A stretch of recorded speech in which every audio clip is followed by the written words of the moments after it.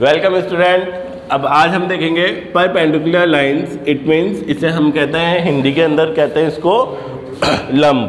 क्या कहते हैं? लंब रेखाएं। अब ये लंब रेखाएं क्या है? देखिए, when the two lines intersect between and intersect and the angle between them is a right angle। जब दो रेखाएं आपस में एक दूसरे को प्रतिच्छेद करें और उनसे जो बनने वाला कोण है वो क्या बनेगा? समकोण। तो वो क्या कहलाता है? Perpendicular line. क्या मतलब हुआ? When the two line intersect, one line और ये two line, when the two line intersect, ठीक है, and angle between them is a right angle, और इनके बीच में बनने वाला कोण क्या होगा? राइट एंगल होगा। तो वह क्या कहलाता है? आपके सामने ये कौन क्या कहलाएगा? लंब। ठीक है, अब आपको दिख भी रहा होगा, ये एक लाइन है, इसके बीच में एक तो लाइन आ चुकी है, सेंटर में आना जरूरी है या कहीं साइड में भी आ सकती है, लेकिन जो एंगल बनना है वो एंगल क्या बनेगा? Right angle. It means 90 degree का होना उसे आवश्यक है। तो वह क्या कहलाता है? Perpendicular line. ठीक है, इसे बाइसेक्ट भी कहते हैं।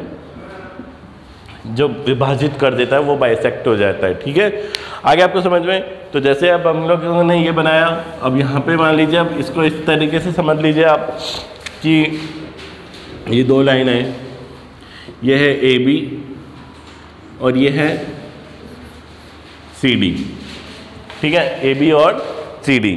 अब इस AB और CD में ये AB जो लाइन है, इस यदि मैं ऐसे लिखता हूँ AB is perpendicular of CD, तो क्या ये सही है? देखिए, बिल्कुल सही है, क्योंकि AB जो है इसके बीच में जो परपेंडिकुलर बन रहा है वो क्या बन रहा है? CD का। इट मीन्स यहाँ पर जो एंगल बन रहा है वो कितने का बन रहा है? 90 डिग्री का। दिख रहा है आपको? समझ में भी आ रहा होगा, है ना? तो यहाँ पे हम कह सकते हैं AB is a perpendicular of CD। अब यदि मैं कहूँ कि क्या CD is perpendicular of AB, तो क्या ये सही है? सोचिए, बिल्कुल यहाँ पे ये भी सही है, क्योंकि ये जो CD लाइन है ना, इसको लाइन को देखें, और यदि यहाँ पे AB को यदि लंब बनाता है ये, तो यहाँ पे क्या होगा? इधर हो जाएगा ये इस तरीके से हो गया ना। देखिए आप, ये हो गया आपका C और ये हो गया आपका D। इसके ऊपर एक लंब जो है ना है इस तरीके से, है ना, जाएगा। तो ये यहाँ पे क्या हुआ? ये जो बना कोण वो भी 90 डिग्री का बना। तो यहाँ पे ये दोनों ही बातें आपस में सही है। ठीक है, आगे आपको समझ में परपेंडिकुलर का मतलब। अब हम देखते हैं एक्सरसाइज 5.5। एक्सरसाइज 5.5 को अब ईजी हो जाएगा हमें इसको सॉल्व करना। ठीक है, क्या कहता है first question? Which of the following are models for perpendicular lines. क्या मतलब हुआ कि निम्नलिखित में से कौन सा लंब रेखाओं का उदाहरण है? फर्स्ट है the adjacent edges of a table top, यानी मेज के ऊपरी सिरे की आसन्न भुजाएं। क्या बता रहा है? कि मेज के ऊपरी सिरे की आसन्न भुजाएं। क्या ये परपेंडिकुलर है? मेज के ऊपरी सिरे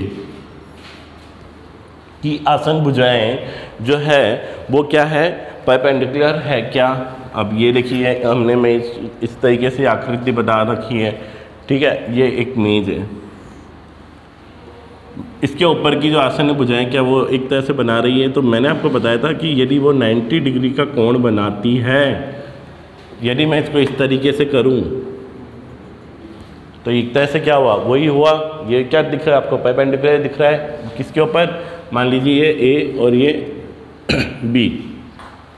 ठीक है, तो यहाँ पे हम इसको क्या कह देंगे? यस। आगे आपको समझ में? अब देखिए क्वेश्चन नंबर सेकंड क्या कह रहा है? कि the lines of a railway track. अब रेलवे ट्रैक कैसे होते हैं? इस तरीके से होते हैं। ये होता है ना रेलवे ट्रैक। तो रेलवे ट्रैक के लिए कह रहा है क्या वो परपेंडिकुलर है या नहीं है, यानी वो लंब है या नहीं है। तो मैंने आपको बताया था कि when the two lines intersect, यानी जब दो लाइनें आपस में क्या करती हो? काटती हो, और जो एंगल है वो कितने का बनना चाहिए, right angle, it means 90 degree का, तो वो परपेंडिकुलर है। तो यहाँ पे ये जो ट्रेन की जो लाइंस हैं ये आपस में मिल रही है क्या, नहीं। कहाँ मिल रही है आप बताएं, इनके बीच में तो गैप होता है। तो यहाँ पर ये इसका जो आंसर हो जाएगा वो क्या हो जाएगा, no, the railway track lines, the lines of a railway track are not perpendicular. ठीक है। सी देखिए, the line segment forming the letter L. अब यहाँ पे सी क्या बोल रहा है कि जो एल जो लेटर है क्या वो परपेंडिकुलर कहा जा सकता है, ये देखिए एल। अब ये एल क्या परपेंडिकुलर कहा जा सकता है, दिख रहा होगा सबको, कहा जा सकता है क्या, बिल्कुल कहा जा सकता है, क्योंकि इसको यदि हम लोग इस तरीके से करें तो वापस वही बात आ गई कि इसके ऊपर जो है वो क्या हो रहा है, एंगल बन रहा है राइट एंगल, और वो भी कितने का बन रहा है, 90 डिग्री का। ठीक है। तो यहाँ पर इसे हम लोग परपेंडिकुलर कह सकते हैं, यानी एल अल्फ़ाबेट को हम लोग परपेंडिकुलर अल्फ़ाबेट भी कह सकते हैं। इसके बाद नेक्स्ट है डी लेटर वी। अब वी लेटर बनाया मैंने, अब बताएं क्या वी जो है वो परपेंडिकुलर है क्या।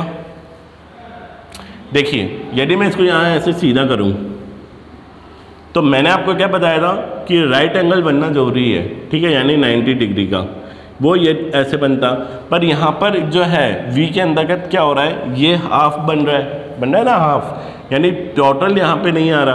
तो यहाँ पर जो है ये एक तरह से कितने का हो जाएगा, ये मान लीजिए मेरे हिसाब से हो गया आपका 60 डिग्री का, है ना, 30 ऐसा मान लेते हैं। तो यहाँ पे यानी 90 नहीं हो रहा, 60 ही हो रहा है, इसलिए यहाँ पर जो लेटर जो वी है वो परपेंडिकुलर नहीं है। ठीक है, इसका आंसर क्या हो जाएगा, no, the letter V is not perpendicular. आगे आपको समझ में, ये आपके क्वेश्चन नंबर 1 हो गया है। अब हम देखते हैं क्वेश्चन नंबर 2। अब देखिए क्वेश्चन नंबर 2 क्या कह रहा है, let P Q is, P Q क्या है, लंब है। ठीक है, perpendicular, be the perpendicular to the segment X Y, X और वाई का जो है वो बनाना है, परपेंडिकुलर है पी क्यू उसके ऊपर। Let P Q and X Y perpendicular, P Q and perpendicular X Y intersect in the point A, what is the measure of angle P A Y. ठीक है, इस तरीके से मैं बताना है। तो क्या बनाएंगे हम लोग, सबसे पहले एक्स वाई बना देते हैं, ये एक्स और ये वाई, इसके ऊपर परपेंडिकुलर क्या बनाना है, पी और क्यू। ये लीजिए मैंने बना दिया इसको, P और Q। ठीक है, यहाँ तक तो हो गया। जो पॉइंट बन रहा है उसे वो क्या नाम दे रहे हैं, A, हमने A नाम भी दे दिया। ठीक है, अब वो आगे क्या कह रहा है कि let P Q perpendicular and perpendicular X Y intersect in the point A, आपस में A पॉइंट के ऊपर काटते हैं। What is the measure of angle P A Y. अब एंगल बताना है आपको कौन सा, ये वाला पी ए और ये वाई, ये कौन सा एंगल बन रहा है, आ रहा होगा समझ में कॉमन सा कि ये कौन सा एंगल बन रहा है, राइट एंगल। कौन सा बन रहा है, राइट एंगल। क्यों, क्योंकि दिख ही रहा है आपको, क्योंकि यहाँ पे जो ये परपेंडिकुलर बन रहा है वो इन दोनों को क्या कर रहा है, एकदम प्रॉपर बीच में इंटरसेक्ट कर रहा है। ठीक है, काट रहा है आपस में। तो यहाँ पर ये वाली बात समझ में आ गई। तो that's why the angle P A Y equal to 90 degree, the right angle.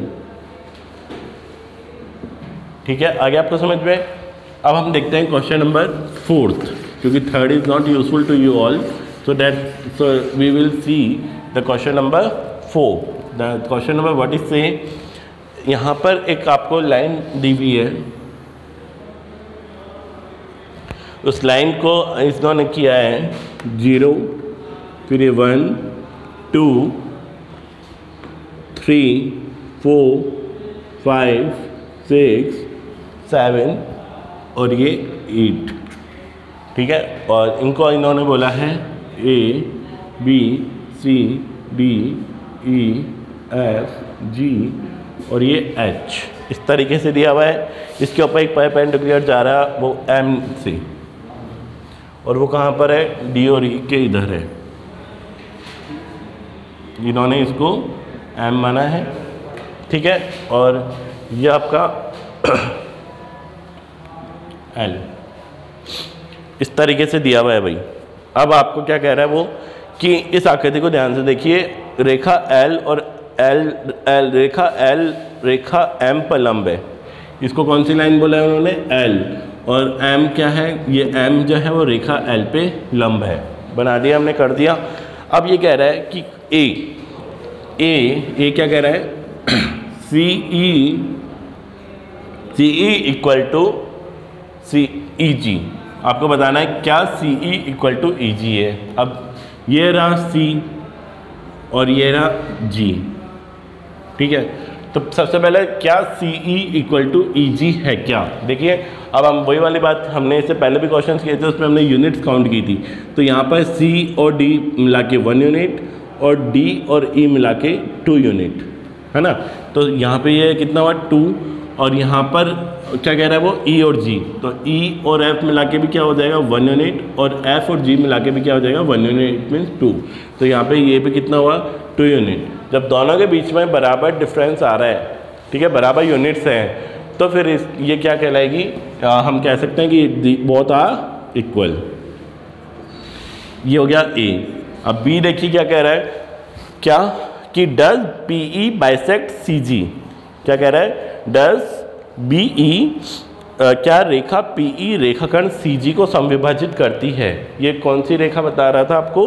P E रेखा, है ना। अब इसको पॉइंट को क्या माना है इन्होंने? पी माना है। और ये एम लाइन बता दी, ये पॉइंट पी माना है। क्या पी और ये ई यहाँ से यहाँ तक का क्या पी ई बाइसेक्ट है सी जी का? ये क्या हो गई? सी और ए जी। ये यूँ कर लेता हूँ मैं एक बार, है ना। ये हो गया सी और ये हो गया जी। और एक ये आ गई आपके रेखा पी और ये क्या पॉइंट आ गया? ई।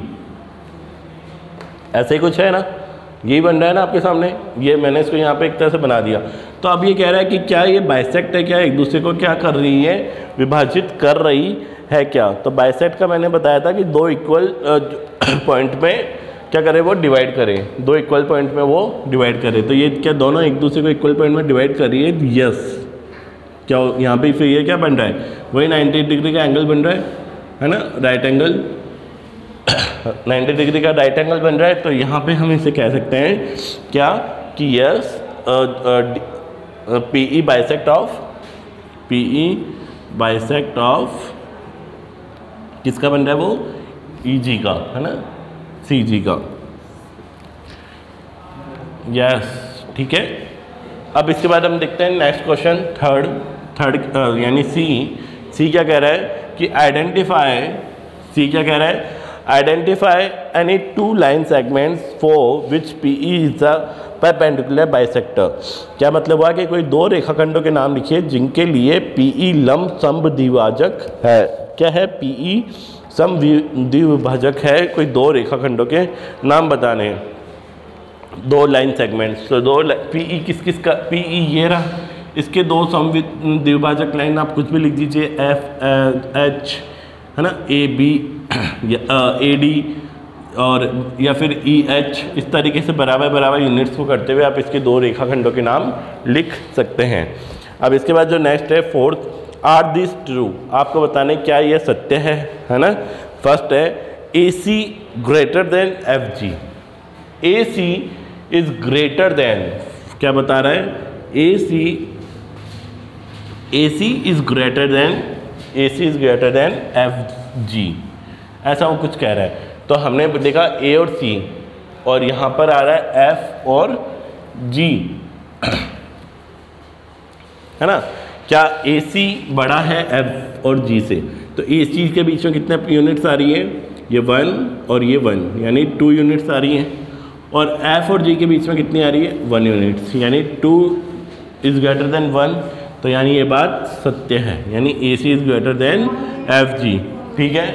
अब इसके बाद हम देखते हैं सेकंड पॉइंट, ठीक है। सेकंड पॉइंट के अंतर्गत क्या आता है कि C D equal to G H, C D equal to G H. अब ये है सी डी 1 यूनिट और जी एच ये भी 1 यूनिट। तो यहाँ पे ये क्या हुआ? 1 इक्वल टू 1, 1 यूनिट हुआ। तो क्या ये बराबर है? यस, ये क्या है? बराबर है। सी देखते हैं, B C is less than E H. क्या है, BC is less than EH। अब BC ये है, यानी यहाँ पे एक यूनिट आ रही है, और इस EH के बीच में कितनी आ रही है, ये 1, ये 2 और ये 3 है ना। तो यहाँ पे ये 3 है, तो यहाँ पे EH ज़्यादा है किससे, BC से, दिख रहा है ना। तो यहाँ पे 3 यानी यहाँ पे ये जो पॉइंट है वो भी क्या है, ट्रू है। आगे आपको समझ में, यानी तीनों ही पॉइंट आपके सामने क्या है, ट्रू। तो ऑल आर ट्रू। ठीक है, आगे आपको ये समझ में एक्सरसाइज 5.5 इसके 4 क्वेश्चन थे, थर्ड क्वेश्चन नहीं करना है, और ये काफ़ी हद तक तो आपको परपेंडिकुलर भी समझ में आ चुका होगा। ठीक है, मिलते हैं नेक्स्ट वीडियो में, टिल देन बाय बाय।